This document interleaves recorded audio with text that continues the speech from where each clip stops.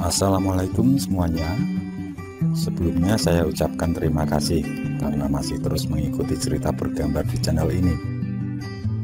Dan untuk kawan-kawan yang belum subscribe ke channel ini, dukung saya ya. Klik tombol subscribe dan klik logo lonceng untuk bisa berlangganan gratis di video cerita bergambar selanjutnya. Oke, sebagai imbalannya kali ini saya akan coba menggambar sekaligus bercerita tentang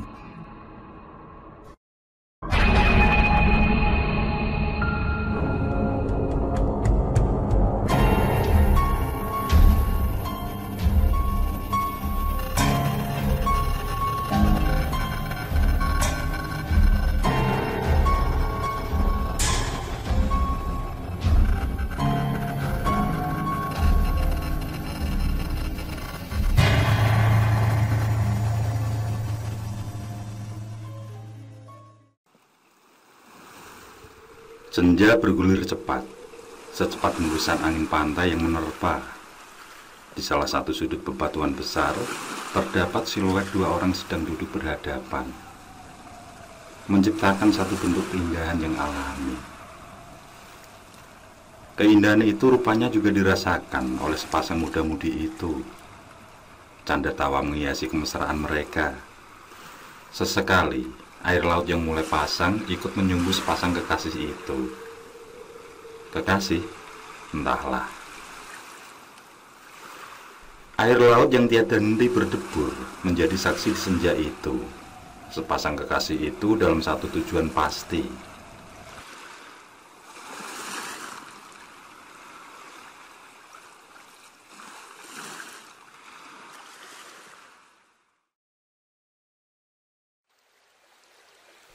Rumah besar itu terlihat makin menawan dengan sebuah taman menghiasi wajahnya. Ada kolam koi dengan berbagai tanaman perdu dan hias di sekelilingnya. Rumput gajah mini tertanam rapi menjadikan sedap dalam pandangan mata. Melangkah masuk ke dalam rumah itu akan tersaji suatu menjadi pemandangan yang tak kalah cantik dengan koi-koi di kolam yang berenang gemulai.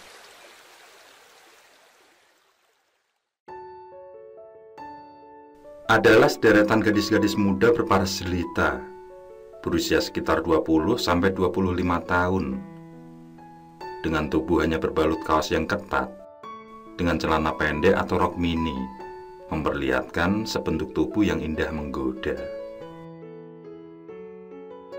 Tawa genit meluncur nakal dari bibir-bibir mereka. Terlihat setidaknya ada 7 gadis cantik di sana.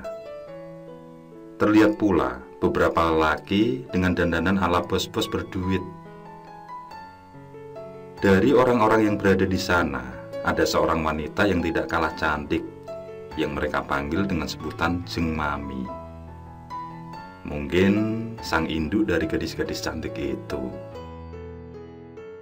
Malam om-omku semua. Semua yang ada di sini tuh spesial om. Dijamin gak ada yang kelas terasi. Silahkan saja om pilih. Yang penting om-om ini siapkan staminanya. Soalnya mereka tuh bukan ayam-ayam sayur loh om. Memang sedikit mahal, tapi dijamin kok om. Pasti om ketagihan. Lihat sendiri deh om, masih muda dan cantik semua. Lalu sebuah bisikan lembut kembali terdengar. Ibarat ayam om, mereka itu lagi gurih-gurihnya. Iklan yang keluar dari bibir mungil Jeng Mami itu serasa membuai om-om yang tampak gelisah memilih calon-calon bidadari semalamnya. Ya, gadis-gadis itu adalah bidadari semalam yang siap memberi kesenangan untuk para bos-bos yang datang. Jeng Mami, katanya ada yang paling spesial di sini. Aku pengen dia. Mahal dikit nggak apa-apa lah. Yang penting malam ini bisa duet sama dia. Om-omku, bos-bosku semua. Yang ada di sini itu spesial semua. Dijamin barangnya bersih deh Om, sehat. Ya udahlah Jeng Mami, kalau begitu aku mau nindi. Ku bawa sampai besok. Pokoknya kapan aku kesini lagi, yang paling spesial agendakan buat aku. Oke deh Om. Jeng Mami lantas melirik si Om dengan kerling manja. Rupanya si Om paham. Maka beberapa lembar uang berwarna merah pun berpindah tangan. Sesaat kemudian, gadis yang bernama Nindi tampak tersenyum dalam rangkulan kekar tangan si Om.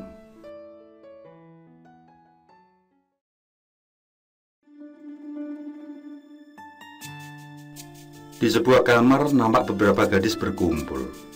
Terdengar celoteh riang, canda tawa. Bagaimanapun, menjalani pekerjaan yang sama dalam jangka waktu yang mungkin juga tidak sebentar, menjadikan kedekatan itu membentuk sebuah ikatan keluarga. Mungkin ada kalanya segala keluh kesah tertumpah, tangis yang berderai, tawa yang terbahak-bahak, hingga mungkin pula tidak jarang menjadi pertengkaran. Namun, semua menjadikan itu sebagai bumbu pererat persaudaraan mereka. Satu dicubit, yang lain ikut merasakan sakit. Hingga sebuah pertanyaan penting terlontar dari seorang di antara mereka, membuat canda tawa itu sejenak diliputi suasana hening. Menanti sebuah jawaban dari seorang gadis yang sedang menunduk. Nampak ada rasa gelisah yang mendalam. Vi, beneran kamu mau berhenti? Kamu itu primadona di sini loh. Lagi pula, untuk menebus Jeng Mami, apa kamu sudah ada? Yang ditanya menunduk. Mungkin di dalam hatinya tengah berkecamuk perang batin yang sangat hebat. Berhenti atau semakin jauh tersesat. Berhenti dan punya kesempatan memperbaiki diri, meski entah nanti apakah keluarga dan lingkungannya akan bisa menerimanya. Jika lanjut, berarti semakin jauh tersesat. Andai kesempatan untuk bertobat itu tidak pernah ia temui, apa jadinya kelak? Tersiksa untuk selamanya. Dan pertempuran itu menghasilkan bulir air mata, mengalir membasahi pipi. Semua terdiam. Semua ikut merasakan pertempuran itu. Pertempuran yang mungkin kelak di suatu hari mereka juga akan mengalaminya. Dengan sabar, mereka membesarkan hati sang sohib. Aku harus berhenti. Kang Dadang mengajakku kembali ke desa. Aku takut. Aku takut seandainya kesempatan itu tidak pernah datang lagi. Bulir air mata kembali menetes di pipi Sofi. Kita semua paham, kita memang berada di tempat kotor. Tapi bagaimana lagi? Hanya ini pekerjaan yang aku bisa. Mungkin juga kita semua, Sofi. Terus, bagaimana tebusan buat Jeng Mami? 50 juta. Itu bukan jumlah yang sedikit. Benar kata Silvi, 50 juta kan mending buat buka usaha, iya kan? Kalau aku kabur bagaimana? Terlalu berisiko, Vi. Bisa-bisa nyawa kita taruhannya. Selama 3 tahun aku di sini, sebenarnya aku sudah memiliki sedikit tabungan. Tapi benar juga kata Lydia, daripada disetor buat Mami, kan mending aku pakai buat modal. Tapi perjanjian kita dulu begitu, ya mau gimana lagi? Kita yang kerja, Jeng Mami yang enak-enakan. Tapi tak apalah, janji tetap janji. Dulu aku yang merengek buat kerja di sini. Yang penting, setelah itu aku bebas. Kapan kamu berencana pamit? rencana akhir bulan ini Kang Dadang dapat kerja di desa. Ya, walau cuma bantu-bantu di ladang sayur milik saudaranya.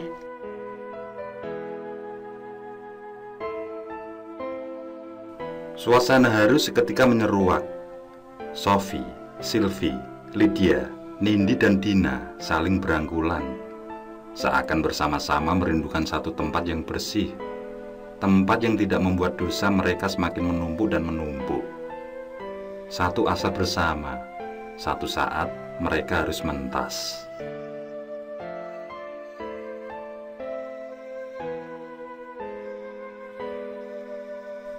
Bulat tekad itu membakar semangat Sofi. Ia harus segera mentas. Ia akan memulai kehidupan yang baru. Dan sore itu, Dadang menemui Sofi. Kamu sudah benar-benar yakin? Selama Kang Dadang juga benar-benar yakin, aku pasti yakin. Aku pasti yakin. Aku juga sudah banyak melakukan dosa. Lusa kita pulang. Nanti kita ketemu di tempat biasa. Iya, Kang. Tapi aku minta izin. Lusa aku sudah berjanji melayani tamu, Kang. Kali ini fee-nya pasti besar. Ya, lumayan buat tambah modal kita nanti. Setelah itu aku bebas. Aku bebas, Kang. Dadang mengangguk, lalu memeluk Sofi dengan penuh kasih sayang. Tidak sedikit pun ia merasa jijik dengan gadis yang ada dalam pelukannya. Bukan haknya untuk menilai apakah Sofi zina itu di hadapan Tuhan. Bisa jadi justru dirinya lah yang jauh lebih buruk dari Sofi. Ia juga kotor, pemabuk, pemerkosa, bahkan beberapa kali ia melakukan pembunuhan. Dan lusa mereka berharap pada waktu itulah menjadi pintu gerbang untuk awal kebahagiaan buat mereka.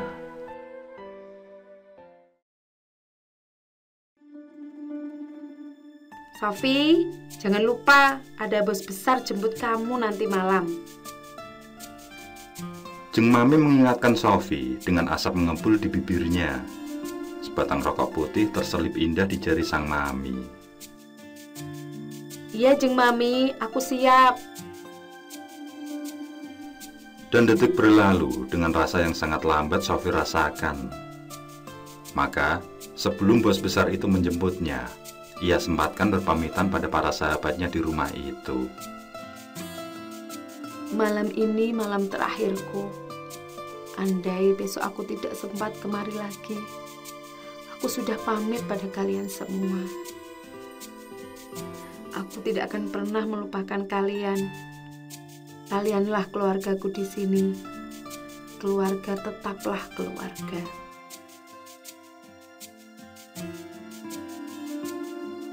Dan kembali isak tangis berderai mengiringi saat-saat perpisahan itu.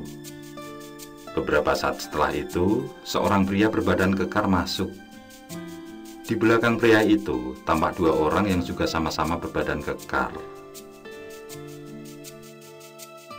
Yang ia tuju langsung ruangan atau semacam kantor di mana Jeng Mami berada. Tanpa sungkan, pria itu pun masuk. Mengetahui itu, raut wajah Jeng Mami tampak sumringah. Terbayang beberapa lembar merah akan masuk ke dompetnya. Maka setelah pria itu menanyakan si gadis spesial, segera lembaran itu diterima dengan sangat ramah oleh Jeng Mami. Belum lagi yang akan diterima oleh Sofi, meski tetap saja ada jatah setoran buat induknya itu. Sofi masih ingat betul, pria kekar itulah yang dulu pertama kali menikmati tubuhnya. Mulanya sampai beberapa hari ia menangis, namun setelahnya gelimang uang membutakan semuanya. Namun kenangan itu kembali terngiang. Kini rasa benci seakan menghujam dalam di ulu hatinya. Maka ketika pria kekar itu mengajaknya, ia tidak lagi bersikap manis seperti selayaknya sang mawar menantikan kehadiran sang kumbang. Ia justru terbayang-bayang akan Kang Dadang. Seseorang yang meski juga berasal dari lembah yang sama, namun dengan tulus bisa menerima keadaannya seperti apa adanya. Di sebuah kamar villa mewah malam itu, Sophie tidak juga segera melayani hasrat si pria. Dengan dalih sebentar lagi, masih capek dan sebagainya, membuat si pria kekar menjadi gusar. Harapannya untuk bisa segera bersenang-senang dengan bidadari semalamnya menjadi sedikit terganggu. Hampir 1 jam lebih, Sophie hanya sibuk memainkan telepon genggamnya. Tunggu apa lagi?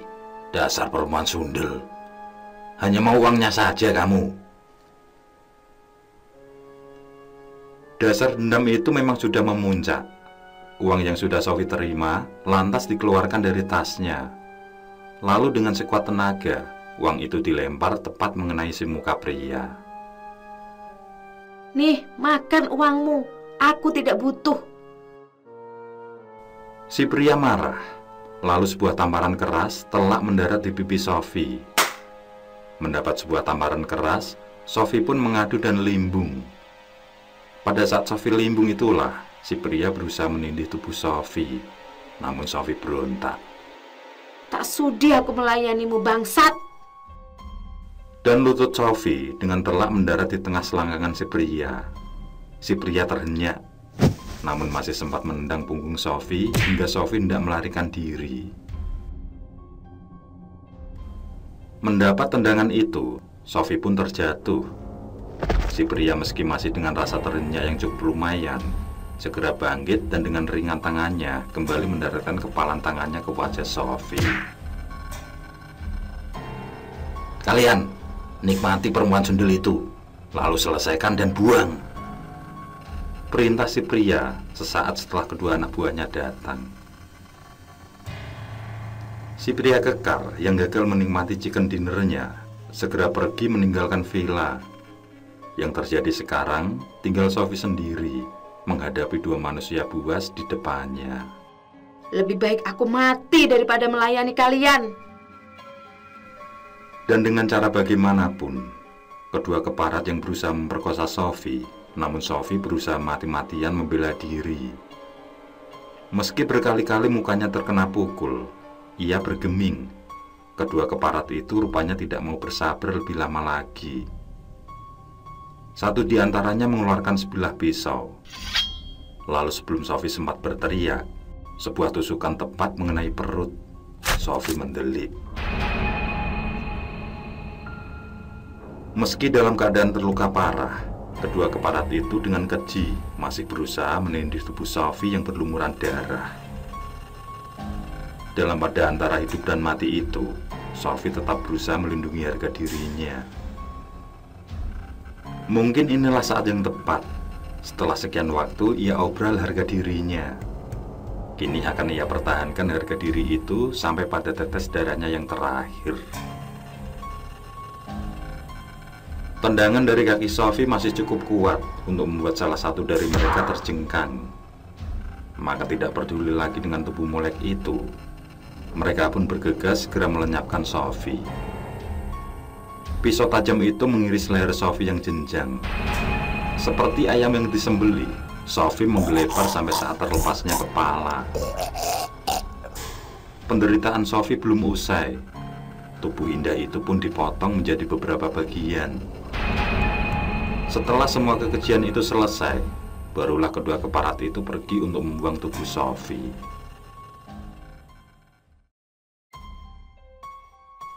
Di lain tempat di waktu yang sama, seorang pria tampak gelisah.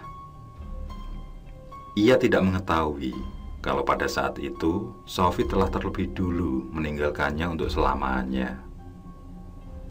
Hingga tetes darahnya yang terakhir, ia berhasil mempertahankan harga dirinya. Tidak membutuhkan waktu lama, peristiwa itu pun terungkap. Para pelaku telah ditangkap. Namun masalah belumlah usai karena tubuh Sophie belum diketemukan. Dan saat itulah awal hal-hal mengerikan terjadi.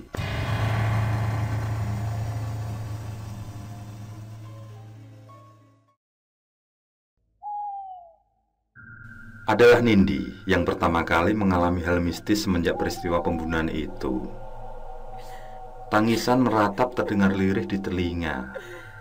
Namun tangis itu begitu pilu, sangat jelas berdenging di telinga. Nindi bergidik mendengar tangis itu. Ia menutupi wajahnya dengan jaket. Maka ia akan mengetahui kalau ada sepasang kaki berjalan di dalam kamarnya. Sepasang kaki itu berlumur darah dan berjalan tanpa tubuh, meninggalkan jejak-jejak berwarna merah kehitaman di lantai. Tak ayal kejadian itu menjadikan penghuni Wisma tercekam ketakutan luar biasa. Apalagi bila sedang tidak menerima tamu, hanya ketakutan yang terasa. Memang penampakan itu belum terjadi, tapi jejak-jejak darah itu membuktikan bahwa entah demit entah arwah Sofi memang sedang berkeliaran.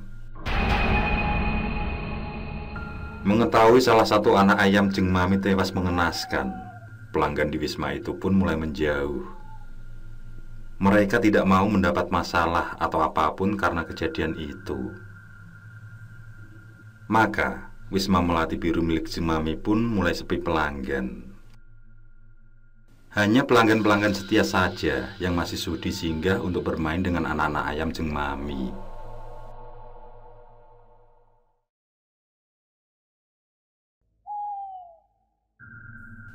Malam sangat sunyi.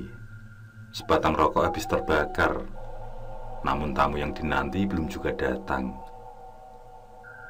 Sementara itu, yang lain sedang bersenang-senang dengan para tamu. Silvi diam termenung di akuarium Jeng Mami. Lelah menunggu, ia pun kembali ke kamar. Ia membaringkan tubuh. Sesaat rasa lelah itu hilang. Namun, di saat itu pula lah ia mendengar suara lirih. Silvi.